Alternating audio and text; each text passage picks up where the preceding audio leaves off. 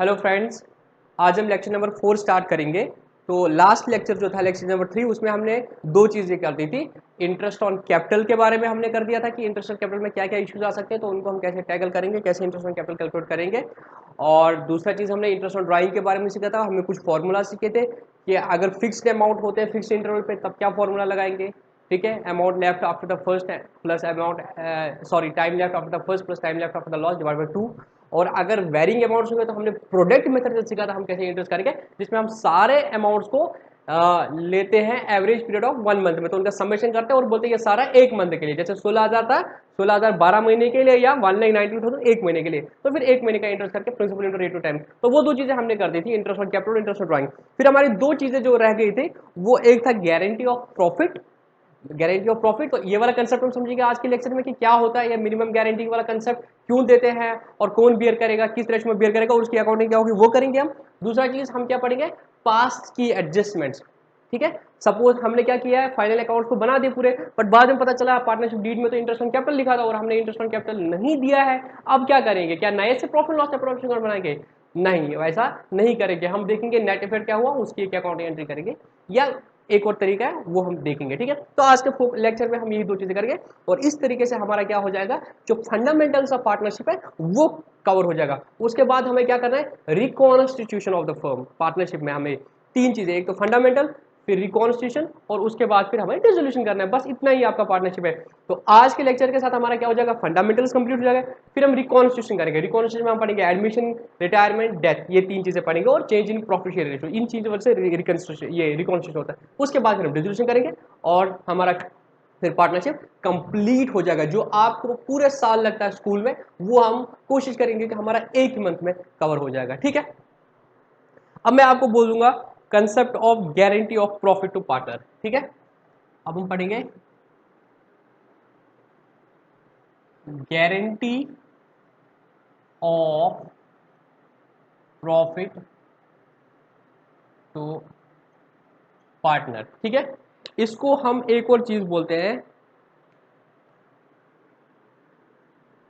Minimum guarantee बोलते हैं। क्या बोलते हैं, मिनिमम गारंटी। बहुत ही आसान कंसेप्ट है, बहुत बहुत आसान कंसेप्ट है। पहले समझेंगे क्यों देते हैं मिनिमम गारंटी। देखो, उस एग्जाम्पल को कंटिन्यू करते हैं जो हमने स्टार्ट कर दिया है। पहले मैं अकेला था तो सोल प्रॉफिट था, फिर मुझे लगा था किसी की जरूरत है तो मैंने किसी को साथ में लिया था। ठीक है, तो हमारा पार्टनरशिप था। अब दो है, ए और बी, हम दो की पार्टनरशिप है। एक बंदा है सी, ठीक है, एक बंदा है मिस्टर सी। हमें लगता है कि अगर ये बंदा हमारी पार्टनरशिप में आ गया ना, तो फिर तो हमारे मजे ही मजे हैं। इस बंदे की जो एक्सपर्टीज है ना, इसका जो एक्सपीरियंस है ना, वो इतना है कि वो हमारे लिए फायदेमंद होगा। इसके आने से हमारी फर्म के प्रॉफिट्स बढ़ जाएंगे। हम इसको बोलते हैं भाई तू हमारी फर्म में आ जा। ये बंदा क्या कर रहा है ना, अभी ये अभी जॉब कर रहा है। क्या कर रहा है, जॉब कर रहा है। ये बोलता है यार मेरी तो अच्छी खासी जॉब है, मैं 50,000 रुपया पर मंथ कमाता हूं। मैं अगर तुम्हारी फर्म ज्वाइन करूं तो मेरी तो ये अपॉर्चुनिटी कॉस्ट है ना, जो मुझे 50,000 रुपया जॉब करके मिल रही थी पर मंथ, जब मैं तुम्हारी फर्म में ज्वाइन करूंगा तो मुझे तो प्रॉफिट मिलेगा, मुझे तो प्रॉफिट मिलेगा। तो ये तो मैं छोड़ रहा हूं ना ये 50,000 रुपया, तो जो साल का 6 लाख रुपया हो गया, मेरा फर्म को ज्वाइन करने का कॉस्ट है। ये चीज जो मैं छोड़ रहा हूं, इसको हम अकाउंटिंग टर्म में, मतलब बिजनेस टर्म में अपॉर्चुनिटी कॉस्ट बोल रहे हैं। अपॉर्चुनिटी कॉस्ट बोलते हैं। क्या बोलते हैं इसको, अपॉर्चुनिटी कॉस्ट।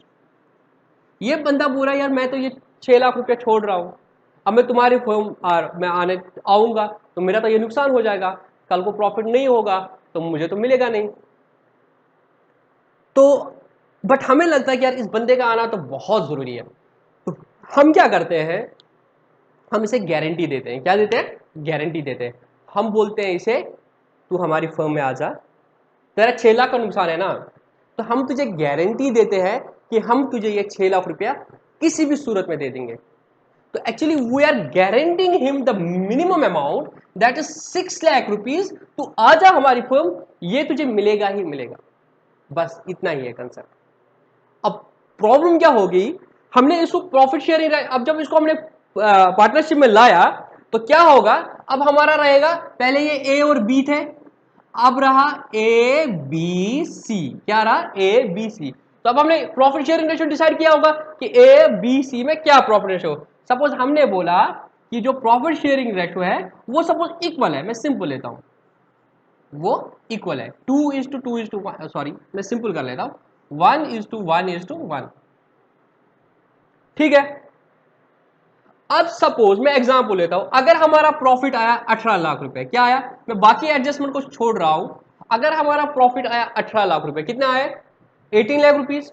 तो पहले हम देखेंगे कि सी का शेयर कितना बनता है, सी का शेयर कितना बनता है, सी को कितना मिलेगा 18 इंटू 1/3, 6 लाख। तो इसको कितना मिल रहा है फर्म से 6 लाख प्रॉफिट मिल रहा है। हमने इसको कितना गारंटी दिया था 6 लाख। तो यहां पे कोई अकाउंटिंग कुछ अलग से करने की जरूरत नहीं है, क्योंकि हमने क्या इसको बोला था, भाई किसी भी सूरत में हम तुम्हें 6 लाख रुपया दे देंगे। और यहां पे जब देखा हमने प्रॉफिट आया 18 लाख, सी का शेयर बनता था 1/3, सी को मिले 6 लाख, तो ये हमसे कुछ मुतालबा नहीं करेगा, कुछ मांगेगा नहीं, क्योंकि जितनी गारंटी दी थी उतना इसको मिल गया। बट यहां पे मैं सपोज क्वेश्चन को चेंज करूंगा और हमारा प्रॉफिट जो है वो आ गया 12 लाख। क्या आया, हमारा प्रॉफिट कितना आया 12 लाख। तो अब क्या करेंगे, हम देखेंगे सी का कितना मिलेगा, सी को कितना मिलेगा 12 लाख इंटू 1/3, 4 लाख। तो जब मैं profit and loss appropriation account अगर मैं बनाऊंगा, profit and loss appropriation account बनाऊंगा, यहां पे मेरा बाई नेट प्रॉफिट है 12 लाख।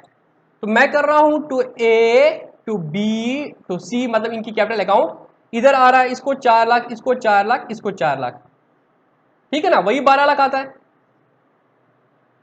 तो ये बोलेगा भाई तुमने तो मुझे गारंटी दी थी मुझे 6 लाख मिलेगा, अब तो मुझे 4 लाख ही दे रहे हो। तो हम बोलेंगे ठीक है भाई, तुझे हम बराबर 6 लाख देते हैं।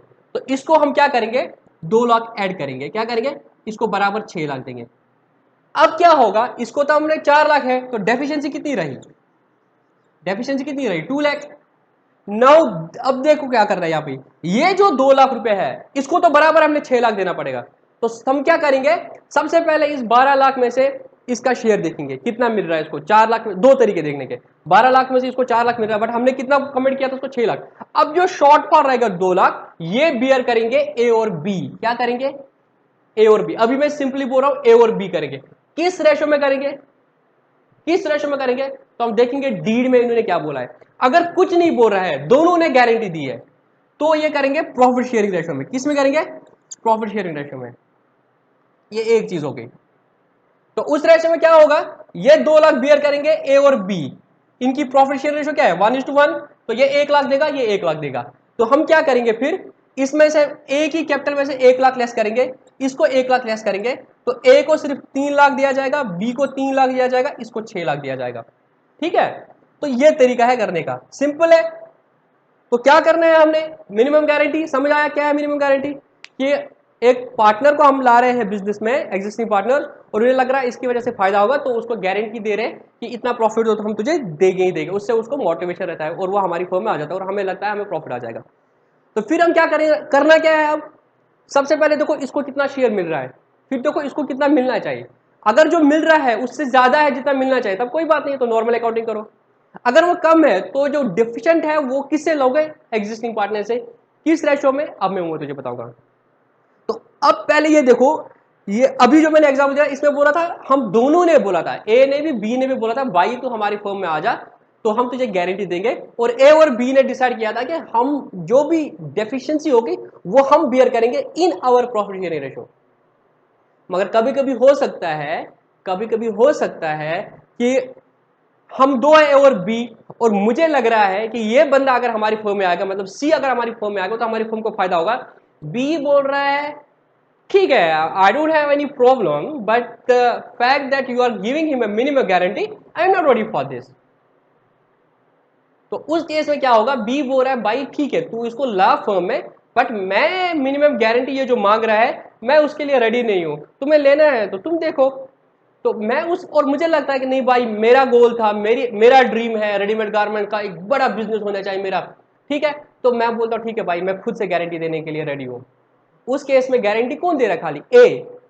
अगर दूसरा केस है कि सिर्फ मैं गारंटी दे रहा हूं तो जितना भी इसका डेफिसिट होगा बी से कुछ नहीं लिया जाएगा, बी को अपना 12 लाख का 4 लाख मिल जाएगा, और एक सी को मैंने पूरा 6 लाख देना है, तो जो भी इसका डेफिशिएंसी 2 लाख है उस केस में सिर्फ ए बियर करेगा अगर मैंने ही गारंटी दे दी है।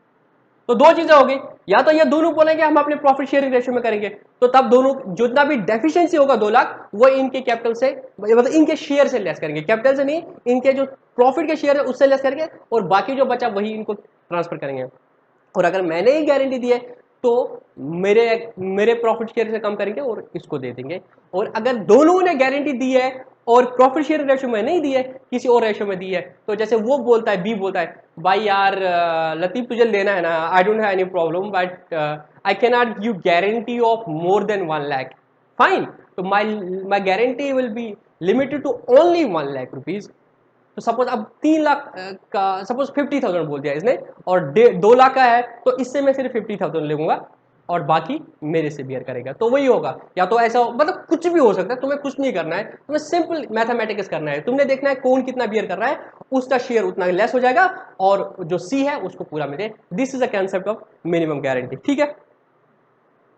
तो क्या है crux? Minimum guarantee is given to the incoming partner by the existing partner, either both the existing partner or one of the existing partners. So the deficiency which arises on account of the guarantee, suppose in this case the deficiency was 2 lakh, we had given him the guarantee of 6 lakh, but our profit was only 4 lakh. The share he was getting from the profits of 12 lakh was only 4 lakh. So there is a deficiency of 2 lakh.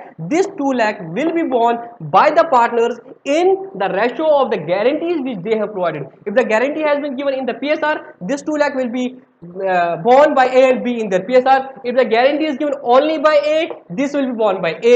If this is given in a fixed amount, suppose he is saying my liability will be restricted to only 50,000, so 50,000 will be debited from his account and rest 1,50,000 will be borne by A. Fine, this is the concept of minimum guarantee, ठीक है, और कुछ नहीं है इसमें। अब हम पढ़ेंगे लास्ट कंसेप्ट, और उसके साथ साथ ही हमें क्या हो जाएगा, जो फंडामेंटल ऑफ अकाउंट्स है वो हमारा कंप्लीट हो जाएगा। जो फंडामेंटल्स ऑफ अकाउंट्स है, मतलब पार्टनरशिप अकाउंट्स है, बेसिक्स आपके अकाउंट्स मतलब पार्टनरशिप के, वो हमारा कंप्लीट हो जाएगा। उसके बाद फिर टॉपिक्स है एडमिशन, जिसमें हम गुडविल के बारे में पढ़ेंगे और रिवैल्यूएशन के बारे में पढ़ेंगे। उसमें भी हमें 2 लेक्चर लगा लो, 2 लेक्चर में तो आप लगा लो 6 लेक्चर में हमारा जो आपका जेके बोर्ड का अगर देखा जाएगा जो 15 मार्क्स है वो कवर हो जाएंगे, ठीक है। हमारा टारगेट 80 मार्क्स है, उसमें से 60 मार्क्स हमारा टारगेट है, तो आप लगा लो 6 लेक्चर में हमारे 15 मार्क्स हो गए, तो इसी हिसाब से अगर करेंगे 24 लेक्चर में हमारे ये 60 मार्क्स कंप्लीट हो जाएंगे, और लास्ट में भी हम करेंगे तो 30 से 35 लेक्चर में हमारा पूरा हो जाएगा। तो 1 महीना अगर आप कंटिन्यूसली पढ़ोगे, 1 महीने से 1.5 महीना मैं लेता हूँ मैक्सिमम, मतलब 35 to 40 डेज में आपका पूरा accountancy syllabus of class 12 complete हो जाएगा।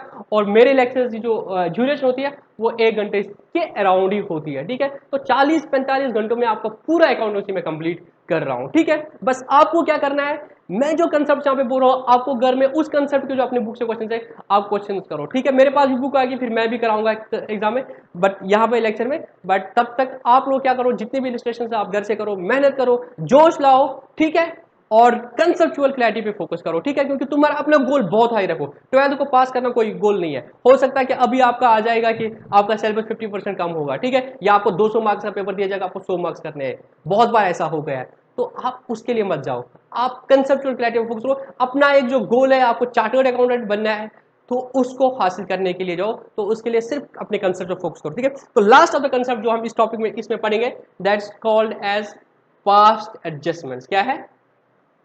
कुछ नहीं है, हम अभी तक क्या अकाउंटिंग कर दी हमने, कोई अकाउंटिंग नहीं की है हमने अभी तक। इतना पूरा चैप्टर कंप्लीट कर दिया, हम तो सिर्फ क्या कर रहे हैं, हम तो मैथमेटिक्स सीख रहे हैं, और वो भी बेसिक मैथमेटिक्स, प्लस माइनस करना सीख रहे हैं with the help of logics, ठीक है। अब लास्ट कंसेप्ट है इसका पास्ट एडजस्टमेंट, पास्ट एडजस्टमेंट, ठीक है। पास्ट की कुछ एडजस्टमेंट्स करनी है, पास्ट की कुछ एडजस्टमेंट्स करनी है, मतलब पास्ट में कुछ हो गया है, पास्ट में कुछ हो गया है, क्या हो सकता है, एरर हो सकता है और ओमिशन हो सकता है। ये आगे भी आएगा एक जगह, जब हम अकाउंटिंग स्टैंडर्ड्स में आगे बढ़ोगे वहां पे एक कंसेप्ट है, एरर्स एंड ओमिशंस हो सकते हैं। आपने जो फाइनल अकाउंट्स अभी तक बना दिए, मतलब आपने प्रॉफिट्स का डिस्ट्रीब्यूशन कर दिया था अभी तक, और उसके बाद प्रॉफिट लॉस प्रोविजन बना दिया था, पार्टनर्स के कैपिटल अकाउंट्स बना दिए थे, बैलेंस शीट बना दिए थे। बाद में आप जब नजर डाल रहे हो डीड को, फिर आपको लग रहा है अरे भाई एक गलती हो गई है। क्या गलती हो गई है? हम तो इंटरेस्ट ऑन कैपिटल देना भूल गए हैं। अगर टाइमलाइन बनाई होती है आप बीइंग अकाउंटेंट तो शायद नहीं भूल जाते, उसमें लिख लेते क्या क्या चीजें देनी है। अगर आपने चेक लिस्ट बनाई होती उसमें लिख लेते कि हमें ये चीज करना है, तो जब कर लेते तो देख लेते वो सारा चीज कर लेते तो कोई एरर नहीं आता। बट सपोज चेक लिस्ट नहीं बनाई थी और अकाउंटेंट ने क्या हो गया, जो इंटरेस्ट ऑन कैपिटल देना था एज पर डीड वो देना भूल गया। अब इंटरेस्ट ऑन कैपिटल नहीं दिया होगा तो उसने क्या किया होगा, प्रॉफिट एंड लॉस अप्रोच में बाय नेट प्रॉफिट आ गया, यहां से सैलरी दे दिया, कमीशन दे दिया, और इंटरेस्ट ऑन कैपिटल देना भूल गया। इंटरेस्ट ऑन कैपिटल देना भूल गया तो जो बचा होगा प्रॉफिट वो उसने प्रॉफिट शेयरिंग रेशियो में डिस्ट्रीब्यूट किया होगा पार्टनर में। अब उसको फाइनल अकाउंट बनाने के बाद उसको पता नहीं किसी तरीके से पार्टनरशिप डीड, फिर या कोई पार्टनर बोल रहा है अरे यार मेरा तो शेयर इसमें कम आ रहा है, ये क्या रीजन है? फिर वो देख रहा है अरे भाई मेरे मेरे मेरे अकाउंट में तो इंटरेस्ट ऑन कैपिटल क्रेडिट ही नहीं हुआ है। अरे हाँ भाई ये तो गलती हो गई है। तो क्या हुआ है, ओमिशन हो गया है, इंटरेस्ट ऑन कैपिटल देना भूल गया है या एरर हो गया है। ओमिशन हो गया कि भूल गए, एरर मतलब कोई गलती हो गई, कोई गलती हो गई। Interest on capital, interest on capital हमने पढ़ा था, क्या पढ़ा था हमने, डीड में होगा तभी देंगे, डीड में नहीं है तो नहीं देंगे। सपोज डीड में नहीं था और उसने इंटरेस्ट ऑन कैपिटल दे दिया तो गलती कर दी, या वो हमने पढ़ा था वो प्रॉफिट्स इनएडिक्वेट हो गए तो कैसे होगा। तो इस तरीके से समझ लो कुछ गलतियां हो गई है, सैलरी उसको पर मंथ देनी थी और उसने समझा ये टोटल 2000 दे रहा है तो वो गलती होगी, उसके बदले क्या होगा जो प्रॉफिट बचा होगा प्रॉफिट शेयर रेशियो में डिस्ट्रीब्यूट किया होगा। तो इन एरर्स और ओमिशंस को हमने अब ठीक करना है। ठीक करने का एक तरीका ये हो सकता था, हम क्या करेंगे, जो जो अभी तक अकाउंट किया उसको क्रॉस करेंगे क्रॉस करेंगे क्रॉस करेंगे और उसके बाद फिर हम नए से बनाएंगे। बट अकाउंटिंग में हम ऐसा नहीं करते हैं, हम कोई पेज फाड़ते नहीं है क्योंकि कल को ऑडिट में दिक्कत आ जाएगी। हमारी हमारी accounting should be transparent, it should be reliable. These are some of the characteristics of the accounting. It should be uniform, it should be reliable, it should be transparent. आप पेजेस फाड़ रहे हो, कुछ इधर कर रहे हो तो ऑडिटर को क्या समझ आएगा, देखने वाले को क्या समझ आएगा। तो हम क्या करते हैं, उनको नहीं छेड़ते हैं, उनको नहीं छेड़ते, हम सब्सिक्वेंट एडजस्टमेंट करते हैं। हम देखते हैं कि अच्छा भाई हमें क्या करना चाहिए था, उससे कैसे डिस्ट्रीब्यूट होता, अब हमने क्या किया है उससे क्या इंपैक्ट आया है। किसी को ज्यादा मिला होगा, किसी को कम मिला होगा, जिसको ज्यादा मिला होगा उसके अकाउंट को डेबिट करेंगे, जिसको नहीं मिला था उसको उतने अमाउंट से क्रेडिट करेंगे। तो हम एडजस्टमेंट्स करेंगे, क्या करेंगे, एडजस्टमेंट्स करेंगे। किसको, पास्ट में जो एरर्स और ओमिशंस हो गए हैं उसको बोलते हैं पास्ट एडजस्टमेंट। एक तो हो सकता है एरर और ओमिशन, दूसरा क्या हो सकता है, एक और चीज हो सकती है, एक और चीज हो सकती है जिसकी वजह से हमें पास्ट के अकाउंट्स में एडजस्टमेंट करनी पड़ेगी। बट हम अकाउंट्स को नहीं छेड़ेंगे, हम जो डिफरेंशियल इंपैक्ट आ जाएगा उन अकाउंट्स में पार्टनर्स के बीच में है ना। तो अगर इंटरेस्ट ऑन कैपिटल नहीं दिया है, इंटरेस्ट ऑन कैपिटल नहीं दिया है और उस अमाउंट को पीएसआर में कर दिया है तो होगा क्या, किसी को इंटरेस्ट 10,000 और 5,000 मिला था, ऐसा नहीं किया, 15,000 को इक्वली डिस्ट्रीब्यूट किया तो एक को 7,500 मिले, एक को 7,500 मिले। अब इसको 10,000 मिलना था, उसको 5,000 मिलना था, तो क्या होगा, उससे 2,500 लेंगे, इसको 2,500 देंगे, हिसाब बराबर हो जाएगा।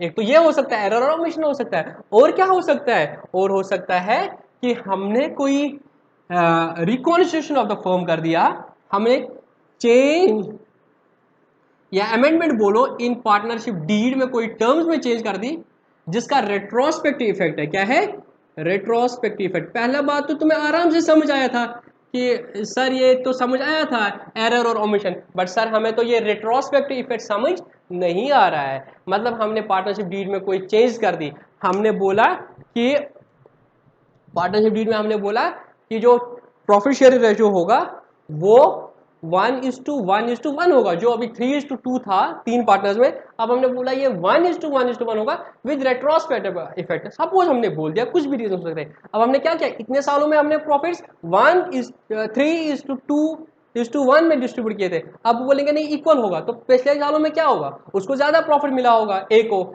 और सी को कम मिला होगा। अब सबको इक्वली मिलना चाहिए, तो हम देखेंगे उसको कितना ज्यादा मिला है, उसको कितना मिलना चाहिए था, तो नेट इफेक्ट होगा, तो उसकी एंट्री करेंगे। ठीक है, तो दो रीजन से हमें पास्ट एडजस्टमेंट्स करनी पड़ेगी, या तो एरर्स और ओमिशंस हो गए, या हमने क्या हो गया, कोई भी चेंज कर दिया जिसका रेट्रोस्पेक्टिव इफेक्ट हो। ठीक है,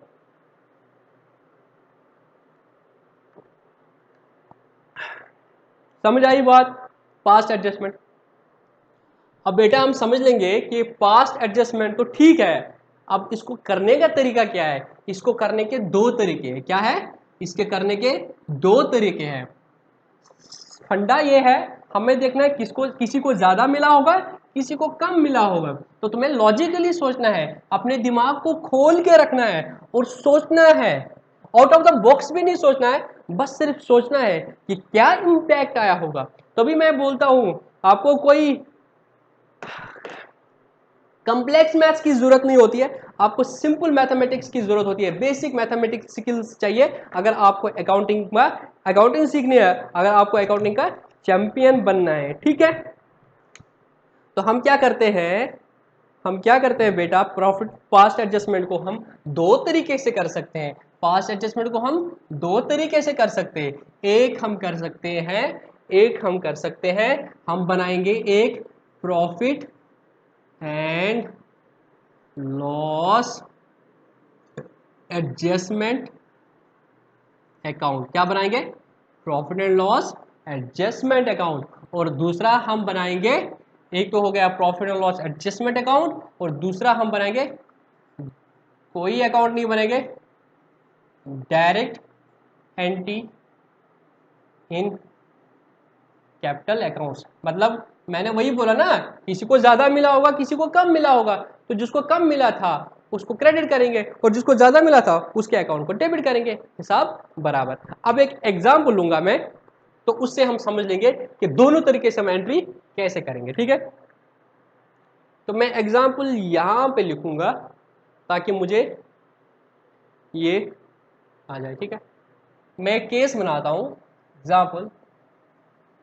एरर क्या हुआ, ओमिशन क्या हुआ है, इंटरेस्ट आपको दिख रहा है ना, हाँ दिख रहा है, interest on capital not given, interest on capital नहीं दिया है। क्या, इंटरेस्ट ऑन कैपिटल नहीं दिया है। दो पार्टनर थे ए और बी, इनकी जो कैपिटल थी बेटा वो थी 3 लाख और 2 लाख। क्या थी,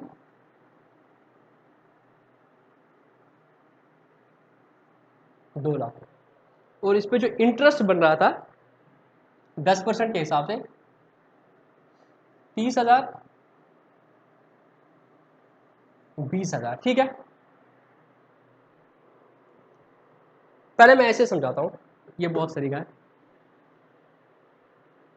क्या हुआ है बेटा, हमने क्या करना था, हमारा जो भी प्रॉफिट होता, सपोज वो वही 1.5 लाख रुपया था, अगर हमारा प्रॉफिट 1.5 लाख था, एग्जाम्पल दे रहा हूं मैं, ये क्वेश्चन में नहीं है, क्वेश्चन यहां तक ही है।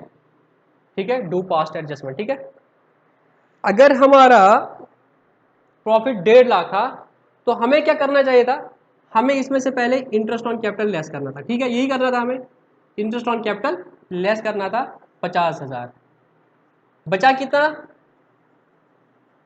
1 लाख। फिर इस 1 लाख को हमने क्या करना था, प्रॉफिट शेयरिंग रेशियो में डिस्ट्रीब्यूट करना था। सपोज हमारा पीएसआर जो है वो 2:1 है, प्रॉफिट शेयरिंग रेशियो हमारा 2:1 है, तो हमें क्या करना था,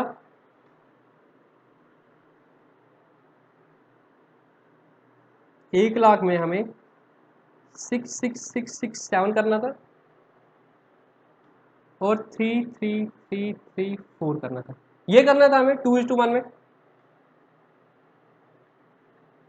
ये करना था। मगर हमने क्या गलती की है बेटा, हमने क्या किया है, इसको नहीं किया है, हमने क्या छोड़ दिया है, ये चीज हम भूल गए हैं करना, ये चीज करना भूल गए हैं। तो हमने क्या किया है, प्रॉफिट 1.5 लाख आया, इस चीज को भूल गए, हमने इसको डिस्ट्रीब्यूट किया ए और बी में इन दियर PSR 2:1। तो इसको मिला 1 लाख, इसको मिला 50,000। बट अगर देखा जाए तो, अगर देखा जाए तो कितना होना चाहिए था, ये जो था, ये 50,000 जो था, ये ए और बी में जाता, किस रेशो में जाता, 30,000 में, और इसको मिलता 20,000, ऐसे होता। तो अगर मैं यहां पे बनाऊंगा, ठीक है,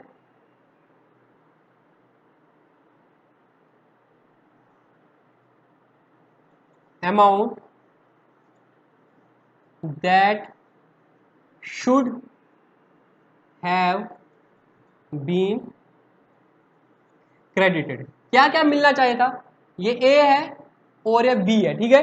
ए को क्या मिलना चाहिए था, ए को मिलना चाहिए था इंटरेस्ट ऑन कैपिटल, कितना मिलना चाहिए था ए को, इंटरेस्ट ऑन कैपिटल मिलना चाहिए था 30,000, ठीक है।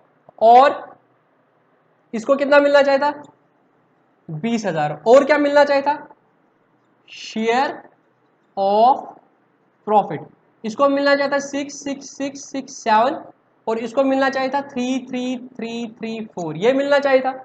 यहां पे कोई दिक्कत, बिल्कुल दिक्कत नहीं है। तो अगर मैं टोटल देखूंगा तो इसको मिलना चाहिए था 96,667, और इसको मिलना चाहिए था 53,334, ठीक है, यही मिलना चाहिए था 53,334। यहां तक समझ आया। बट अब देखो, amount that should have been credited कितना है, इंटरेस्ट ऑन कैपिटल के बेस पे इनको इतना मिलना चाहिए था, शेयर ऑफ प्रॉफिट के बारे में इतना मिलना चाहिए था। तो करेक्ट जो डिस्ट्रीब्यूशन था वो ऐसे होना चाहिए था कि 1.5 लाख में से पहले 50,000 थे, जो 30,000 और 20,000, और फिर जो 1 लाख बचता वो इस रेशो में कर लेते। अब देखो,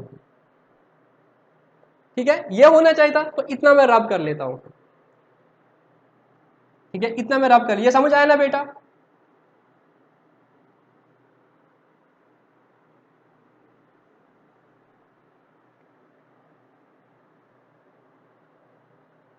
ये ए है, ये बी है। अब मैं लिखूंगा अमाउंट क्रेडिटेड। हमने क्या किया है, गलती क्या की है, हमने इसको दिया है 1 लाख और इसको दिया है 50,000। सीधी सी बात है, बहुत सिंपल है, बहुत सिंपल है। हमने ए को दिया है 1 लाख, हमने ए को दिया है 1 लाख, और हमने बी को दिया है 50,000। मगर हमने जो कैलकुलेशन कर दी उस हिसाब से हमने क्या करना था, पहले इंटरेस्ट ऑन कैपिटल देना था, जो ए को मिलता 30,000, बी को मिलता 20,000, और फिर बाकी जो प्रॉफिट बचा वो 66,600 और उस चक्कर में क्या हुआ, जो ए है इसको देना था, इसको दिया है 1 लाख, इसको देना था 96,667, इट मीन्स इसको 3,334 क्या दिया है, ज्यादा दिया है, ज्यादा दिया है। और इस बेचारे को 50,000 ही दिया है, इसको 53,334 दिया था, तो इसको 3,334 क्या है, कम दिया है। अब इसको ज्यादा दिया है, अब इसको क्या करेंगे, कम करेंगे। तो इसको क्या करेंगे, डेबिट करेंगे। और इस बेचारे को क्या किया है, कम दिया है, इसको क्या देना है, ज्यादा देना है, तो इसको क्या करेंगे, क्रेडिट करेंगे, ठीक है। तो हमें समझ आया, ए को ज्यादा दिया है कितना 3,334, और बी को कम दिया है, तो हम क्या करेंगे, एक डायरेक्ट एंट्री जो है उनके अकाउंट्स में करेंगे। तो हम जो एंट्री करेंगे, हम करेंगे जिसको ज्यादा दिया है उसको डेबिट करेंगे, A's capital account debit 3,334 to B's capital account, ठीक है। तो being impact of past adjustment done with respect to interest on capital that has been omitted and the profits have been shared in 2:1। समझ आई बात। तो हमने क्या किया, ये फॉर्मेट आपको बनाना है, ये फॉर्मेट आपको बनाना है, ठीक है। This will be the format, ठीक है। मेरी प्रेजेंटेशन को छोड़ दो, बस अपने इस पे फोकस करो, ठीक है। पर्टिकुलर्स में। तो कैसे करोगे आप पास्ट एडजस्टमेंट? आप करोगे अमाउंट क्रेडिटेड, क्या दिया है, amount that should have been credited, ठीक है। तो वहां से आपको बैलेंस फिगर पता चलेगा, इसको इतना देना, इतना दिया है, जबकि इसको कम देना था, तो इसको ज्यादा दिया तो इसको डेबिट करेंगे, और इसको कम दिया है, इसको ज्यादा देना था, इसको क्रेडिट करेंगे। तो नेट समझ आया, हमें ए को डेबिट करना है, बी को क्रेडिट करना है, तो मैंने वो एंट्री कर दी, ए कैपिटल अकाउंट डेबिट तो बी कैपिटल अकाउंट क्रेडिट, कितना 3334। इस तरीके से जो इंपैक्ट गलत हो गया था वो हमने यहाँ पे ठीक कर दिया without altering the past account. हमने प्रॉफिट लॉस एप्रोप्रिएशन अकाउंट पर नहीं छेड़ा, तो हमने सिर्फ एक अकाउंट की एंट्री कर दी, उसको हम करेंगे, इसकी एक ही कैपिटल को डेबिट करेंगे, दूसरे की कैपिटल को क्रेडिट करेंगे, और इस तरीके से हमारा हिसाब ठीक हो जाए। तो ये अच्छा तरीका है और बहुत सिंपल तरीका है, ठीक है। बट क्योंकि अभी आप पढ़ रहे हो थ्योरेटिकली, तो हम दूसरा तरीका भी सीखेंगे। क्या सीखेंगे? दूसरा तरीका। ये तो मैंने आप इंटरेस्ट ऑन कैपिटल का बोला, इसी तरीके से हो सकता है सैलरी दी है, नहीं देनी थी, मतलब बहुत सारी चीजें होती है। तो तुमने कुछ नहीं करना है, तुमने सिर्फ देखना है क्या क्या दिया है, और फिर उसको वापस करना है, और देखना है कैसे हो जाता, ठीक है। और उस हिसाब से तुम्हें पता चलेगा कम या ज्यादा क्या हुआ, और फिर लास्ट में इंपैक्ट होता है। इसमें सैलरी भी हो सकती है, कुछ और चीजें हो सकती है, ठीक है। तो तुमने नेट में देखना है, या प्रॉफिट शेयरिंग रेशो गलत हुआ है, कुछ भी हो सकता है, तो तुम्हें देखना है कितना देना था, कितना दिया है, तो नेट में तुम्हें बैलेंस फिगर चलेगा। इसमें 3 पार्ट में पूछता है, तो बट जितना डेबिट उतना क्रेडिट बराबर आएगा, क्योंकि मुझे कम मिला होगा तो इसको ज्यादा मिला होगा, मुझे ज्यादा मिला है इन दो को कम मिला होगा, कुछ भी परम्यूटेशन कॉम्बिनेशन कर दो, बट जो भी एडजस्टमेंट होगी विद इन द पार्टनर्स होगी, ठीक है बेटा। गुड। अब एक तरीका करने का है, एक और तरीका है, हम profit and loss adjustment account बनाएंगे, ठीक है। तो हम एक अकाउंट बनाएंगे, ये हम तब बनाएंगे जब बहुत सारी चीजें हैं, बट मैं बोलता हूँ वो चीज भी इससे टैकल हो सकती है। Profit and loss adjustment account में हम क्या करते हैं, हम बोलते हैं अच्छा भाई क्या भूल गए हैं, क्या भूल गए हैं, 50,000 का इंटरेस्ट ऑन कैपिटल देना भूल गए हैं ना, तो ठीक है इंटरेस्ट ऑन कैपिटल की एंट्री करते हैं। तो हम करते हैं, अच्छा ये किसको मिलना है, ए को मिलना है 30,000, बी को मिलना है 20,000, ठीक है। कुछ नहीं, profit and loss adjust account उनको डेबिट करो, profit and loss adjustment account debit कितना 50,000 है ना, to A's capital account 30,000 to B's capital account 20,000, ये एंट्री कर दी। तो हमने क्या बोला, ठीक है क्या हुआ भाई, अभी तक क्या हुआ, 50,000 नहीं दिया है ना, ए और बी को 50,000 नहीं दिया ना, ले भाई ले लो, ए को 30,000 दे दिया, बी को 20,000 दिया। अब प्रॉब्लम आ गई, profit loss adjustment account debit में 50,000 रुपया, तो हुआ क्या होगा, ये 50,000 रुपया, ये 50,000 रुपया जो उधर देखो, याद करो वो 50,000 रुपया जो मुझे in the form of interest on capital देना था, मैंने वो 50,000 नहीं दिया, तो मैंने क्या किया, पूरा 1.5 लाख को इन द पीएसआर दे दिया। तो 1 लाख तो ठीक है वो पीएसआर में करना था, उस क्वेश्चन में इस 1 लाख को तो पीएसआर में करना ही करना था इस रेशो में। उस 1 लाख को, ये जो 1 लाख है, ये 0.5 था, ये 1 था, इस 1 को तो मुझे पीएसआर में करना था, वो पीएसआर में ही हुआ है, बट प्रॉब्लम क्या हुआ है, ये 0.5 भी पीएसआर में हुआ था, ये 0.5 भी पीएसआर में हुआ था, जबकि इसको इस रेशो में होना चाहिए था। तो इस रेशो में होना चाहिए था, वो तो दे दिया, बट ये 50,000 रुपया जो डेबिट है, अब ये इसका क्या हुआ है, ये मैंने पार्टनर्स को किस रेशो में दिया है, पीएसआर में दिया है, पीएसआर में दे दिया, तो आप उनसे वापस लेंगे पीएसआर में, उस 50,000 को वापस लेंगे, बोलेंगे अब तुम दोनों ये 50,000 रुपया वापस दे दो, जो तुम्हें इन द पीएसआर गया था ना, इसको वापस दे दो। अब वो वापस देंगे, फिर बोलेंगे इसको तुम इंटरेस्ट ऑन कैपिटल के फॉर्म में ले लो, तो उनसे क्या करेंगे, आप उनको आप क्या करेंगे, उनसे वापस लेंगे। तो हम करेंगे A's capital account debit, B's capital account debit to profit and loss adjustment account 50,000। ये 50,000 इनको किस रेशो में मिला होगा, ये 50,000 इनको किस रेशो में मिला है, ये 50,000 कहाँ है, 1.5 इधर है, मतलब ये 1 तो इस रेशो में जाना चाहिए था, तो 1 तो इसी में गया है, बट ये 0.5 भी इस रेशो में गया है, ये 0.5 इस रेशो में गया, तो 0.5 किस में गया है, पीएसआर में गया है। अब इनसे वापस लेंगे पीएसआर में, तो 2:1 में इनसे वापस लेंगे। तो ए को हम बोलेंगे भाई तू वापस दे दे 50,000 इंटू 2/3, मैं इसको राउंड ऑफ कर रहा हूं 33334, और उसको बोलेगा 16667, ठीक है। अब नेट इंपैक्ट देखो, नेट इंपैक्ट देखो, इसको हमने कितना डेबिट किया, या ऐसा बोलो पहले इनसे वापस लेंगे, ऐसा भी बोलो, इससे आसान हो जाएगा प्रश्न को, इनको क्या किया हमने, 50,000 रुपया इन द पीएसआर दिया ना, तो इनको बोलो भाई जो पीएसआर में तुम्हें ये 50,000 दिया ना, ये तो हमें इंटरेस्ट देना था, वापस दे दो। तो इससे हम कितना वापस लेंगे, भाई तुझे मिला होगा 33,334, वापस दे दे। और भाई तुझे 16,667 मिला होगा, वापस दे दे। अब ले लो, इसमें से ये 50,000 हो गए, 50 में से भाई तू 30,000 ले ले, और बी भाई तू 20,000 ले ले। अब इसको हमने कितना मंगा लिया, 33,334, इसको कितना दिया, 30,000। तो नेट इंपैक्ट क्या हुआ, 30,000 क्रेडिट, 33,334 डेबिट, नेट क्या हुआ 33,334 क्या हुआ, डेबिट हुआ। और बी को क्या था, 20,000 का क्रेडिट किया, 16,667 का डेबिट किया था, तो नेट इंपैक्ट क्या था 3334 का क्रेडिट। तो यहां पे हम क्या करते हैं, पूरा एंट्री करते हैं, तो दो एंट्रीज करते हैं, यहां पे हम एक ही एंट्री करते हैं। तो हम अकाउंटिंग हम क्या करते हैं, एक वर्किंग नोट बनाते हैं, इसको हम वर्किंग नोट बोलते हैं। एक वर्किंग नोट बनाए, उसमें कंप्यूटेशन करते हैं। यहां पे हम वर्किंग नोट नहीं बनाते, पूरी अकाउंटिंग करते हैं। फंडा देखो क्या है, हम बोलते हैं भाई 50,000 तुम्हें इंटरेस्ट ऑन कैपिटल देना था ना, हमने नहीं दिया ना, कोई बात नहीं, तो ये इंटरेस्ट ऑन कैपिटल हमने किसने दिया होगा, पीएसआर में दिया होगा, वापस दे दो। तो उनसे 50,000 रुपये वापस लाए, ए को बोला तू वापस दे दे जितना तूने लिया है, बी को बोला वापस दे दे। अब बोला ठीक है ये 50,000 लेना, ले लो। तो ये सब कुछ ना करके, कैश हम फिजिकली नहीं मंगा लेते, तो हम क्या करते हैं, अकाउंटिंग एंट्री करते हैं, और लास्ट में नेट इफेक्ट जो है वो यही निकलता है।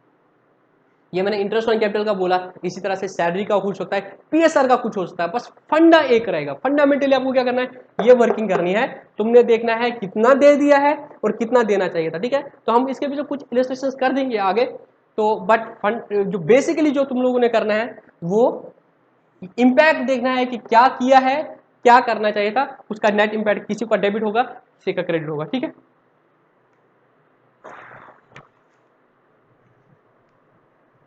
ठीक है, तो ये याद रखो, amount credited, amount that should have been credited, उस तरीके से हो जाएगा। तो इस तरीके से हमारा क्या हो जाएगा, इस तरीके से हमारा जो पास्ट एडजस्टमेंट है ये भी कंप्लीट हो गया, guarantee of minimum profit complete हुआ। तो बेसिकली मैं ये बताना चाहूंगा, जो फंडामेंटल्स ऑफ अकाउंटिंग है ना, वो आपका कंप्लीट हो गया। Fundamentals of accounting in the partnership वो आपका कंप्लीट हो गया। अब हम नेक्स्ट लेक्चर में क्या करेंगे, आप पहले इतना देखो, जितना भी ये कर दिया, तो एनसीईआरटी की बुक में जितने भी इलस्ट्रेशन है वो आप लोग खुद से करोगे। अगर किसी भी इलस्ट्रेशन में डाउट आएगा तो मुझे बता देना, द मोमेंट मेरे पास बुक आएगी फिर मैं भी करा दूंगा, बट तब तक आप खुद से क्वेश्चन कर देना। मैंने सारे कंसेप्ट यहाँ पे बता दिए, बिलीव मी इन कंसेप्ट को फॉलो करोगे कोई भी क्वेश्चन निकलेगा।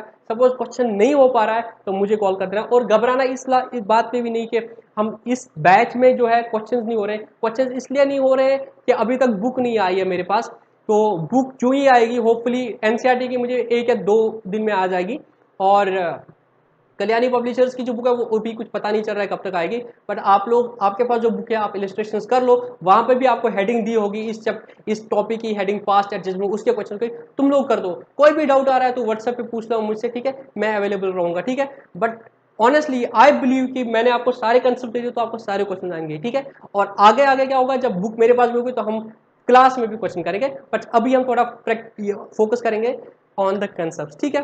तो इस तरीके से हमारा क्या हो गया, जो फंडामेंटल्स ऑफ पार्टनरशिप अकाउंटिंग है आपके सिलेबस के हिसाब से वो कंप्लीट हो गया। तो अभी आप देखोगे तो आपका जो अब क्या होगा, रिकॉन्स्टिट्यूशन में हम जाएंगे जिसमें हम एडमिशन पढ़ेंगे, तो उसमें गुडविल के बारे में पढ़ेंगे और revaluation of assets and liabilities और कुछ एडजस्टमेंट्स है वो हम करेंगे। तो नेक्स्ट टॉपिक हमारा रहेगा एडमिशन ऑफ द पार्टनर, और उसमें हम कुछ चीज़ें सीख लेंगे, ठीक है। तो आज के लिए इतना ही, और आप ऐसा समझ लो कि आपका जो फंडामेंटल्स है वो कंप्लीट हो गया। अब एडमिशन के लेके क्या इश्यूज होंगे वो करेंगे, फिर रिटायरमेंट को लेके क्या इश्यूज होंगे वो करेंगे, और उसके बाद डेथ, उसके बाद फिर डिसोल्यूशन ऑफ द पार्टनरशिप। हम इस तरीके से हमारा पूरा सिलेबस पार्टनरशिप का 35 मार्क्स का कंप्लीट हो जाएगा, ठीक है। आज तक के लिए इतना ही।